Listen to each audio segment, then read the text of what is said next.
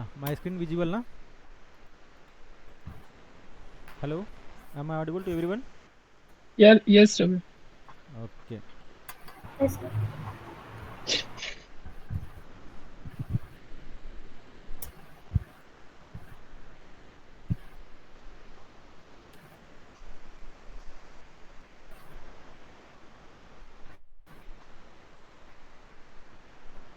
Yeah. So what we are going to do is why my screen is looking in dark mode. Setting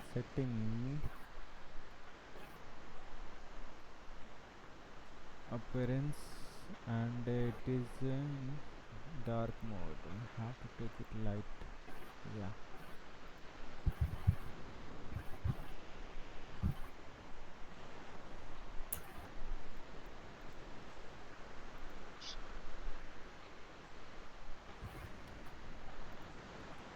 Okay, guys, let's we will just looking around that Azure load balancer, what is it is going to do and where it is kept. Okay, and it you will able to learn this from a diagram. Just I want to show you. Sanjay, you have any idea for that Azure load balancer? First, what resource I have to create? Vani, what resource I have to create? Or Virati, you can tell me what resource I Resource have to group. create? Yeah, resource group. Okay, Yes. so I have to create one resource group.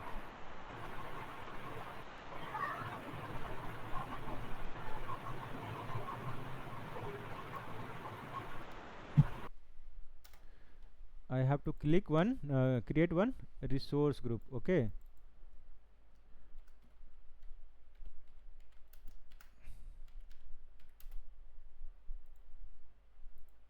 I have to create one resource group, and I have created it.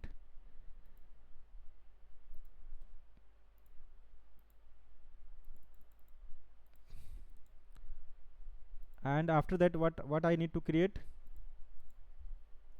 Actually, I'll tell you once again about the Azure load balancer, what it do, so that you have you will get some idea about that Azure load balancer. Okay, Azure load balancer, what it does, like you have any about that that traffic one, how internet get traffic and all, user traffic Yes, and all. Ravi.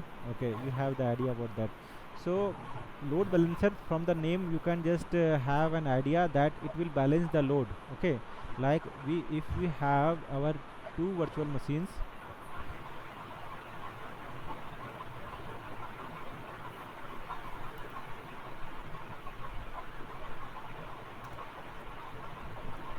If we have Means, hello, yeah.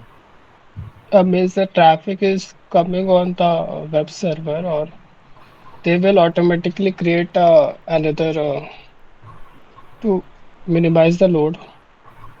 Yeah, means if we having the one VM, means there is a no required of that load balancer and all. Okay, whatever the traffic it will come, it will just goes to this VM. Means there is a there will be not any required of that load balancer one. Okay, if we have the two VM, what if we have the two VM? So what here we will required one load balancer. Okay, and for that VM, Brati, you can tell me for this VM what we have to create. NSA, NSG, VNet, subnet, and public IIP addresses enabling. Okay, so we have to create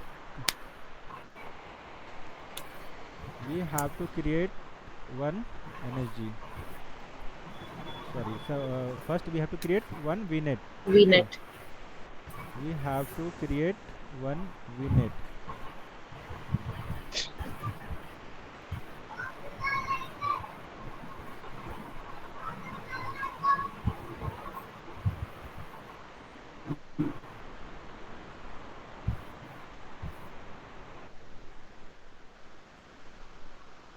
and this is our the RG1. Okay, and this is one of the virtual network VNet. write virtual network.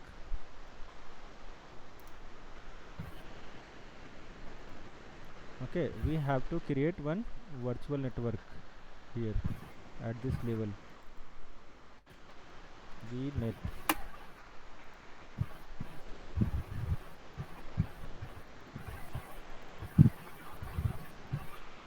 Okay, we have done with the part of vnet, and inside that vnet what we have to create, that one. Inside that vnet what we have to create, one. Are you there?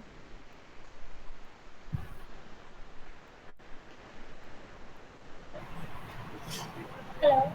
Yeah, inside that vnet what we have to create,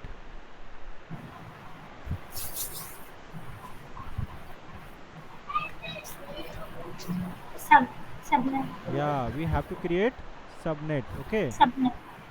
and it may be a two subnet for the different one and for the different VM. Okay, like if we having subnet, two subnet, and both having the different one, like subnet, and this is the subnet 1, and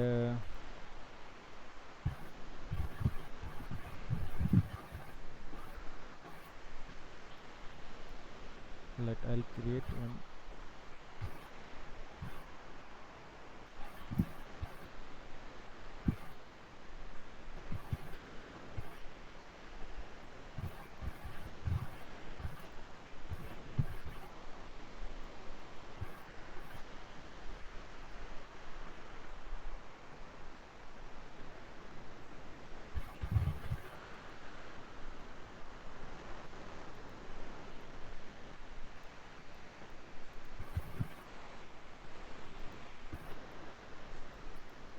Okay, you take it. Okay, just we are just putting subnet here, and both vnet we having in the same subnet.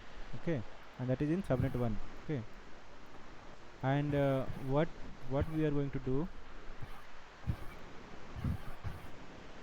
we having our load balancer.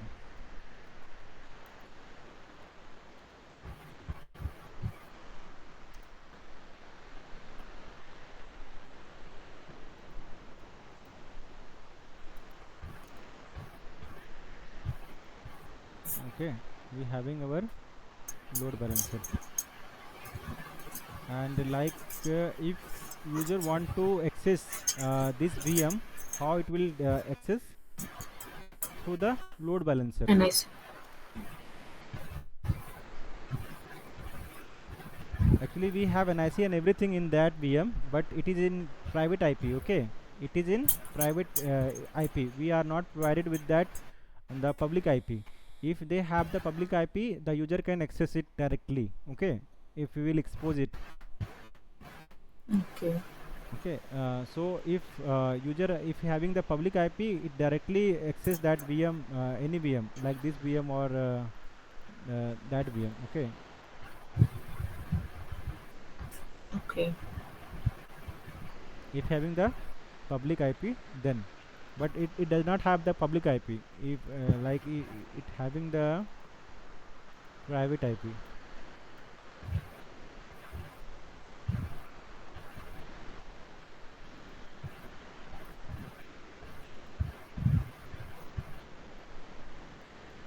Like, Like NSA, we're using for communication between user and VM, right?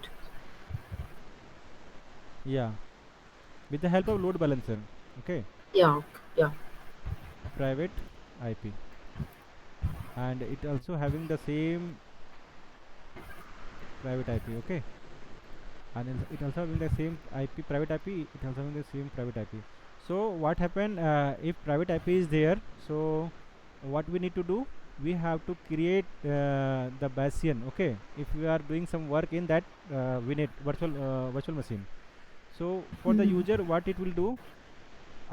We don't want to just expose our VM to the public one. Okay, so we have to create one load balancer, and what this load balancer will do, it will communicate whatever the it will just it will send a request to that load balancer, and you can check it, the circle one.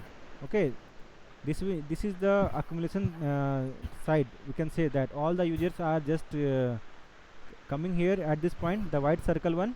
Okay, and this load balancer, what it will do, it will distribute the load, okay, to the different VM on equal basis. Okay, on Okay. equal basis, whatever the, if you having the 50 users, 25 user it will send to that this VM, and 25 users it will send to the that VM. Okay, you got it. Okay. Yeah. Yeah, and it having that NIC and all, so we having some port tool and all, so just it is exposing to that HTTP one, or that port number 80 and all, so just it is exposing to that our load balancer one. Okay, and there is one load balancer also inside that one. For the, if it is in that same VNet, it will communicate directly one VM to the another VM. Okay, if it is in the same VNet. Okay, but if it is in the another VNet, we have to do the VNet peering, or we have to go for that, the that internal load balancer, so that we can communicate with that internal load balancer with the help of that internal load balancer, and that load balancer will work to communicate inside our, like this part is the front end part, and the another one is the part of the back end part, so it will let them communicate inside. Okay, internal communication will be there with the help of the internal load balancer. But the front end should be exposed to the public one, so with the help of external load balancer, we are assigning a public IP to this load balancer, and we will just assigning that we will create something like I will tell you that what are the things we are creating that load balancer. Okay, this is the working culture of the load balancer. You have any Okay. you got point? Like means a load balancer, what it will do, it will distribute the incoming traffic, okay, across a group of that whatever it is, means the backend, or whatever we are just exposing to the user side. Yeah. Okay, and what are the key function of that load balancer? Like it will just the first it will check that all the traffic is distributed between that VM, what we have the VM. Okay, we can get it that you have any idea about that virtual scaling or that vertical scaling, Sanjay, Vani, and Brihati? Yeah. What it, Like horizontal scaling means it will increase the VMs, right? And vertical scaling means it will increase the CPU performance, like per one VM, or is or it vice versa. I'm confused between horizontal scaling and vertical scaling every time. Sanjay, you have any idea the scaling one, virtual scaling, or whatever the virtual scaling? No, sorry, horizontal Vertical and and vertical. horizontal.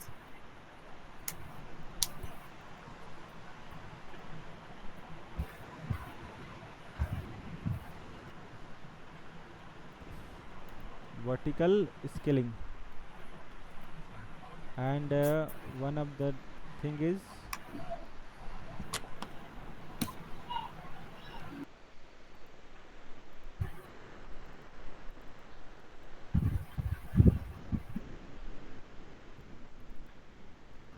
horizontal. Vertical scaling means increasing the storage or size of the VM, right? Vertical, na? Yeah. Horizontal means increasing the number of VMs. Yeah, I always get confused between this, Ravi. yeah. Vertical, you can say, na, vertical is what is that mean? The line is that Straight line. straight Yeah. line, that is the upside. Okay, okay. Yeah. Up to down.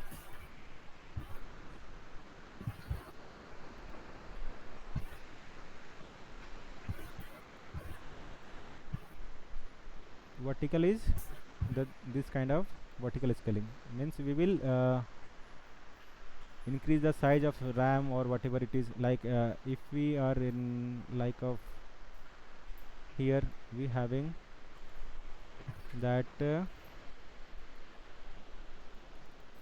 1 GB RAM, 1 GB RAM, okay, and we having a hard disk of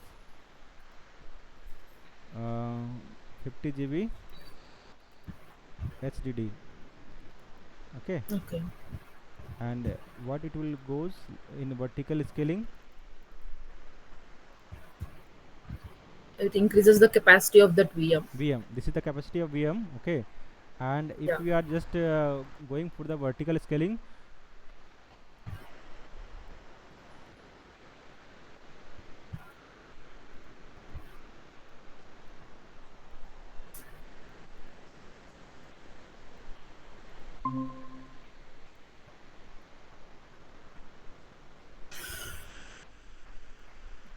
okay, if we are going for the vertical scaling, what we are going to do, we are going to do like 10 GB RAM or 500 GB HDD one, means Disk what we are space. going to do, we are just increasing the size of VM, okay, Yeah. and again what will we going to do next step, Upscaling and downscaling comes here. like again Yeah. we are going to increase it Yeah. like 1000 GB RAM or whatever it is,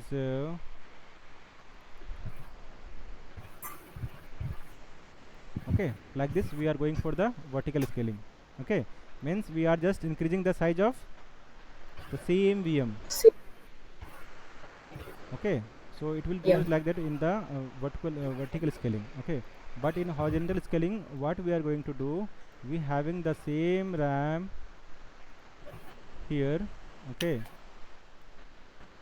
and what we are going to do, we are going to add that VM again, again, Yeah. okay, again, again, again,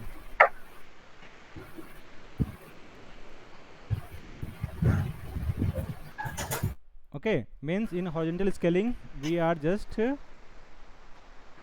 Increase the number of VMs. The same capacity.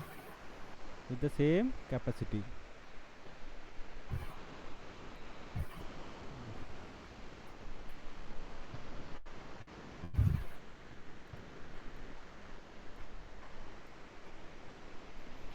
and it will goes like this, okay, horizontal Yeah. scaling, and this is the meaning of that.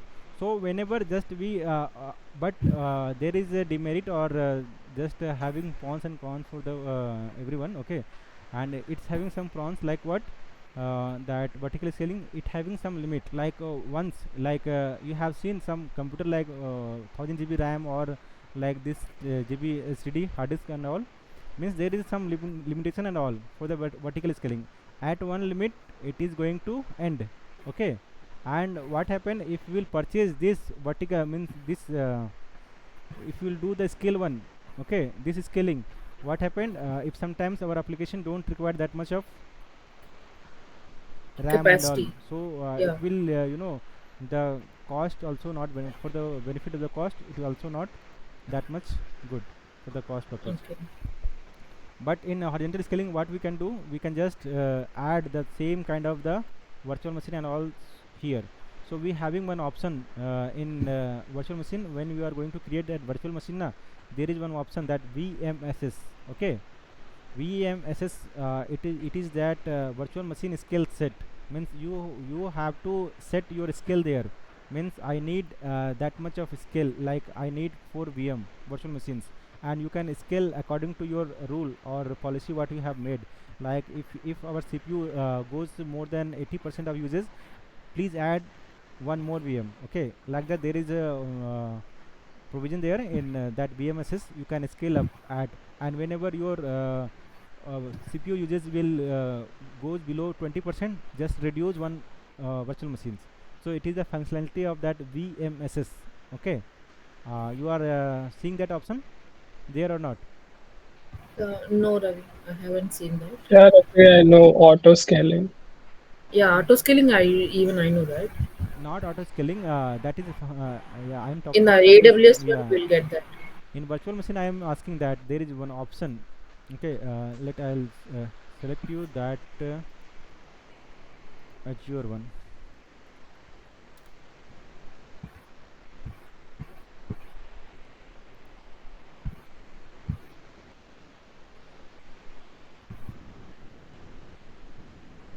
Yeah, whenever you are going to create one virtual machine, there is one option, virtual machine create. Yeah, here you can Yeah. check it, VMSS. Okay, virtual machine skill set. And there is one option like to what is the your policy will be to take your like instance count to. Okay, and where is the spot?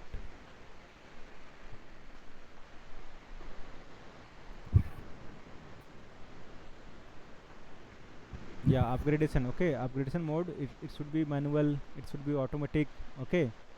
Okay. Like, what is the other option? A rolling one? It's all out. Okay. It having some rolling update like that. Okay. Okay. It's customizing the capacity of Yeah, the VM. yeah.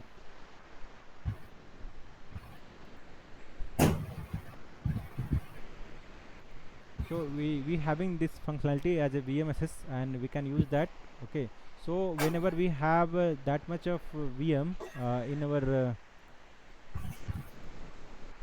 here like in one VNet, so what it will do, the load balancer will distribute all the loads in all the VM. Okay, and if it will reach 80% of the CPU uses, it will add one more. Okay, so it may be on the scale up or it is on the scale down. Okay, same we can do here.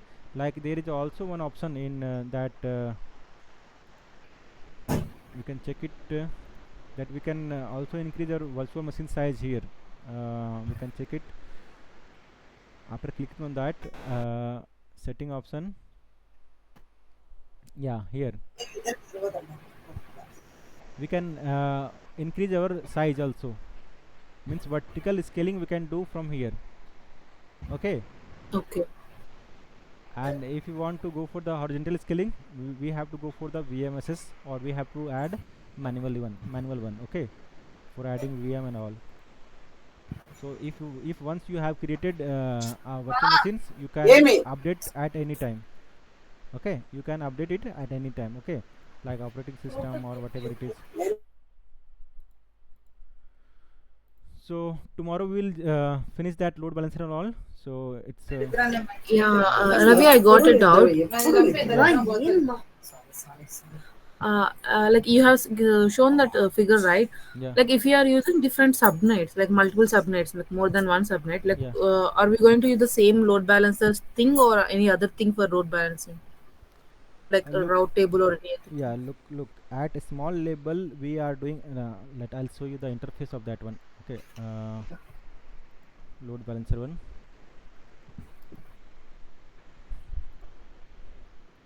Look, that load balancer. Okay, this is the this is for the small unit one. Means a small unit. I can say that, and Like it's subnet level one, you can yeah, say. subnet Yeah. level or the small company we are using that load balancer. It having means one or two VM or three VM or five VM. Okay, means more than one VM or less than 5 or 10 VM. We can say that we are using load balancer. Okay, but we if we having that more than 10 VM or 20 VM or 50 VM, we are using that application gateway and all. Okay, and if we having the vast means the very big project or we having the that more than 100 VM. Okay, so that we are using that routing and all. Okay, there. Okay. So it will goes like that only according to the application usage of applications. Okay, we Yeah. can also use that our Azure front door and all for the content delivery one. Okay, one option is Okay. also there, the DNS load balancing. Okay, so we Okay. will go it line by line. Tomorrow we'll see that this load balancer, how it will create and how it will be managed by our side. Okay, and after that we will create it from that user end and we will also understand the functionality of that Azure load balancer, and we will also at the end we will create it from the Terraform. Okay. Yeah. And when that is the infra pipeline what you have learned, in which we are just provisioning our infra pipeline, but in application pipeline what you have to do, you have to create all the things, like you have to create their application means load balancer, you have to create storage account, you have to create means you have to create lot of application like that. You have to also create that app services what we have, like you have to create web app. Yeah, this app services you have to create.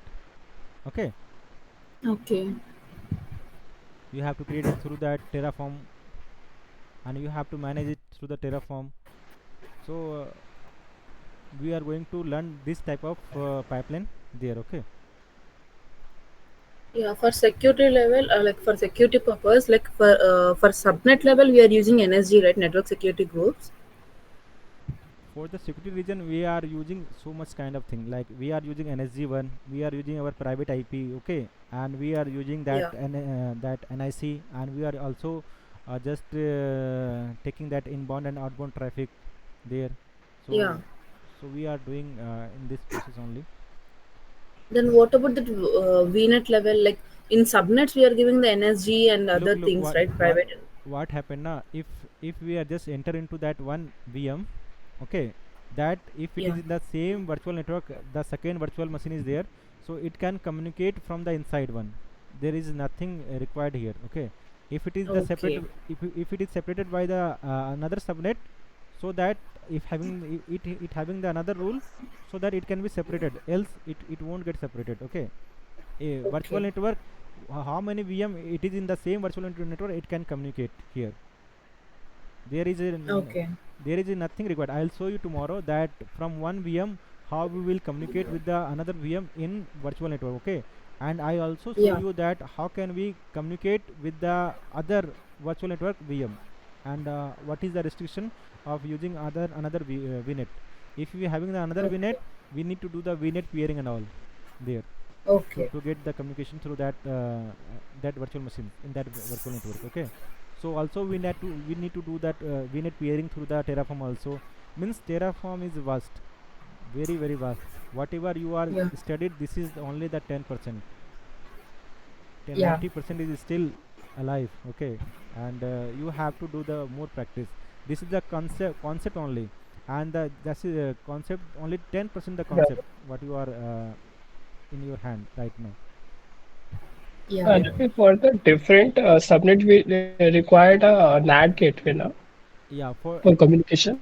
actually what happened na, once we are providing that private IP, okay, to that VM, so it won't able to communicate with the internet. It won't able to communicate with the internet. Okay. So Yeah. for that Okay. communication to the internet, actually it required some updation and all. So where it will go. So for that purpose we are using our NAT and all the things. Okay, to make it communicate with the internet and not the user one or whatever it is. Some rules is there for the NAT also. Okay. We will see that NSG NAT. Okay.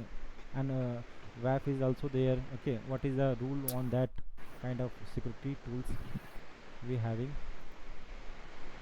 Okay. Okay. Okay, Ravi. You just tomorrow you do one thing. Try to you have idea about the networking one, the 7 layer of the networking. Yeah. Actually, Application layer, physical layer, those yeah, things, yeah. right? Yeah, Actually, yeah. If you have, OSI layer. yeah, if you have idea on that, so tomorrow it will going to work you. Okay, it will help Yeah. you a lot, because we you know that what is TCP, what is UDP, and what is the difference between that TCP and UDP, and in which layer it is working. You have any idea on that? If you don't have, just Yes, let it Ravi. be. And if you have the idea, if you don't have, just again you go it and take into your mind, or if you don't have, just go through it. Okay. The networking Yeah. one, Okay. the seventh layer of networking communication system. Okay. Okay, Ravi. Okay, Sanjay, tomorrow we will meet. Okay, Ravi. Okay, Ravi. Okay, Virati, Bani. Okay, Ravi. Okay. Vani, you Yeah, have Ravi. to do the practice that pipeline, and you have to send it before 9 p.m. Okay. If you are not sending before 9 p.m., I will connect to you, Vani. Okay. Vani is there? Okay, sir. Yeah, okay. Okay, Vani. Thank you, everyone. Yes. Can I leave Yeah, it? thank you. Okay. Okay. Thank you, Ravi. Okay, thank you.